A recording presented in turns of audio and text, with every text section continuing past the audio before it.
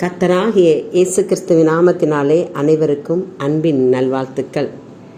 ஏசாயா 59:21 உன்மேல் இருக்கிற என் ஆவியும் நான் உன் வாயில் அருளிய என் வார்த்தைகளும் இது முதல் என்றென்றைக்கும் உன் வாயிலிருந்தும் உன் சந்ததியின் வாயிலிருந்தும் உன் சந்ததியினுடைய சந்ததியின் வாயிலிருந்தும் நீங்குவதில்லை என்று கர்த்தர் சொல்லுகிறார்.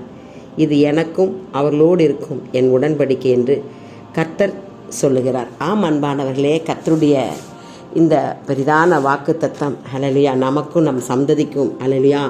இது தேவன் தம்முடைய மக்களுக்கு செய்யும் நித்திய உடன்படிக்கை. அவருடைய ஆவியும் வார்த்தைகளையும் எப்போதும் நம் வாயிலும் நம் சந்ததியினரின் வாயிலும் இருக்கும் என்ற உறுதியை இந்த வசனம் கூறுகிறது.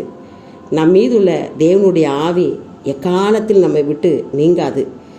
தேவன் தந்த வார்த்தைகள் நம் வாயில் நிலைத்திருக்கும். நம் அவர்களின் பிள்ளைகளுக்கும் இந்த வார்த்தை என்றென்றைக்கும் தொடரும். இது தேவன் தம்முடைய மக்களுக்கு கொடுக்கும் மாறாத உறுதி. அவருடைய வார்த்தை எப்போதும் நாம் அழியாமல் தலைமுறையாக செல்லும் என்பதே இந்த உறுதியை பார்க்கிறோம்.